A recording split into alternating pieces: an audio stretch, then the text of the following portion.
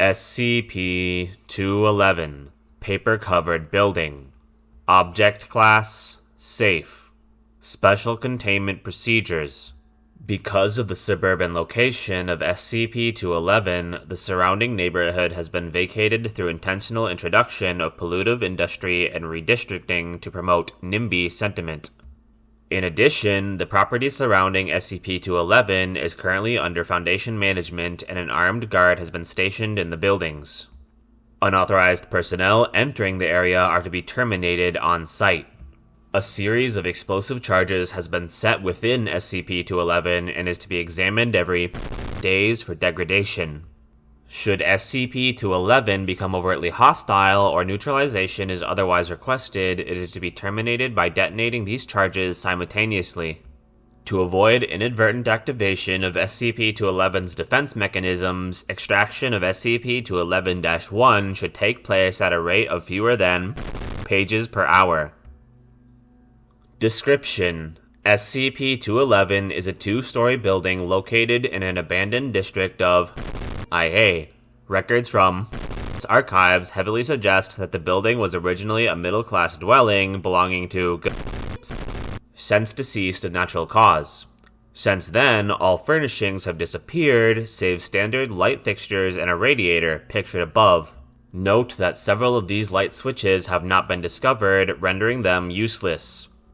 Additionally, the building's topography has been nearly completely covered with an estimated sheets of paper, hereafter collectively designated as SCP-211-1. Given these facts, SCP-211 itself is in remarkably poor condition. Severe mold and grime contamination are threatening to collapse a large section of the second floor, and the attempted May 4th demolition, see Document 211-01, has left a large hole in the south wall of the building. Recovered sheets of SCP-211-1 may be of various aspect and origins. Blank, depicting various images, ripped pages from books, most often encyclopedias or novels, printouts from the internet, etc. The paper may be of any color. In fact, the above picture is of the only hallway in which all sheets are printed on white paper. Entire stacks of paper have been discovered in the building's basement, whose individual sheets bear little or no relation to each other. Their only real identifying characteristic is that individual sheets' edges are unusually sharp, and that should a portion of SCP-211-1 be removed, more sheets appear from unknown origin as replacement. Research is pending, but so far, individually, SCP-211-1's constituent parts seem to have little purpose beyond see Addendum 211-01 and defense. Document 211-01. SCP status for SCP-211 was established after the building was condemned and scheduled for demolition on 4 May 2000 when the building attacked the team, hereafter labeled Incident 0. The following is an interview of one of 4 survivors, conducted by Dr. Spinoza. Begin log. Dr. Spinoza: please state your name and occupation. Interviewee: employed at construction. Well, former employee. Can't exactly do my job with one crippled leg, now can I? Dr. Spinoza: my sympathies. Please discuss the events involving the attempted destruction of well, we, construction that is, were commissioned to destroy that thing, so we set about finding the best way to do it. We pretty much ruled out undermining for some reason, something to do with main thing is, management decides to just use a couple of bulldozers to level the thing. Dr. Spinoza: was there any action on the part of the building before you attempted demolition? Not really. We went in there, after all, making tests and all that. Found the mold, joked about all that paper all over the place. Only thing that really happened before we started was, when we were down in the basement and someone else, I forget who, started ripping pages off the wall, just to check how bad the mold was. Big stack of this stuff suddenly drops down from the ceiling, out of nowhere, on top of the guy, and he gets a nice bunch of paper cuts. Thing that got us, though, his gear was all cut up as hell. I mean, clothing, hat, glasses, what have you. All nicked up, had a big damn gouge in his glasses. Damn good thing he was wearing those glasses, I tell you. Dr. Spinoza: and then? Well, we didn't like being in a big house of knives, so we got him out of there. Other than that, besides, well, and nothing else happened. Dr. Spinoza. And on May 4th? Well, we had everything set up and started driving a pair of bulldozers towards the house when all of a sudden all that paper on that one wall, outside, right? Well, it just falls off by itself.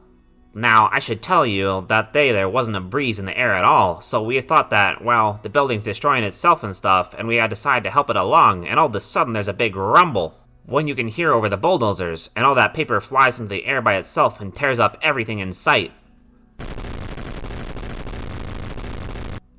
End log. Document 211-02. Subsequent to Incident 0, testing was taken to determine the responsiveness of SCP-211.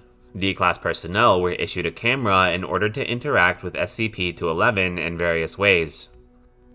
Video Log 1. Subject D19905 ordered to approach and explore SCP-211. Result: no response. D19905 interacted with SCP-211-1 without threat. Building map of first floor made with camera footage. Video Log 2. Subject D19905 ordered to approach and extract a sheet of SCP-211-1. Result: no response. Page appears to be. Video Log 3. Subject D19905 ordered to approach and extract a pile of SCP-211-1 near SCP-211's entrance. Result: before extracting the target, D19905 hesitates and examines a large poster on the wall near it. When questioned, D19905 remarks that it's a painting that he made while incarcerated at, and proceeds to pick it up without incident. When D19905 picks up the target, a pile of SCP-211-1 falls over, landing on him.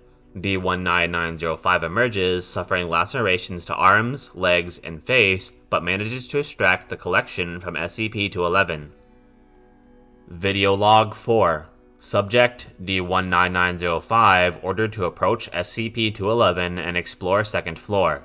Result: D19905 enters building via Incident 0 hole without incident. Upon entering contaminated area, D19905 steps on a weakened part of the floor, which collapses. D19905 exits building with a broken leg. Well, at least now we know we can destroy it if we need to. Dr. Spinoza. Video Log 5. Subject D21938 issued a pack of matches and ordered to light a sheet of SCP-211-1 within SCP-211 on fire.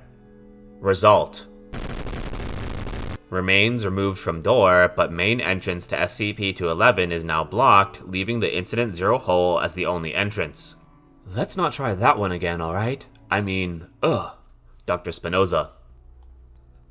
Addendum 211-01.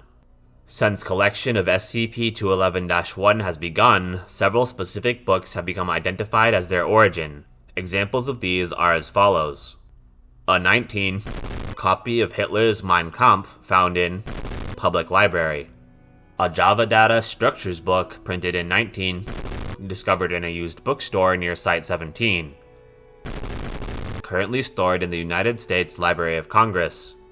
3 printouts of Japanese broadcasts decoded during the Magic Cryptanalysis Project in World War II. The drawing in Document 211-02, etc. No documents re the Foundation have been discovered as of yet. However, security has been increased as a mild informational security threat. Addendum 211-02. Recent unexplained phenomena regarding SCP-211 have provoked further study. On 28 March, 3 individual sheets of SCP-211-1 were found in SCP-211's entrance. Examination of these sheets proved to be Foundation Protocol memoranda addressed to Dr. Spinoza, the interviewer of the previously mentioned. Upon questioning, Spinoza, who had been at Site 17, another project, noted that the notices had disappeared soon after he received them, adding that since this date, there have been other data security breaches involving SCP-211-1, several of which involve SCP-211 as subject material. Upgrade to Euclid status pending. End file.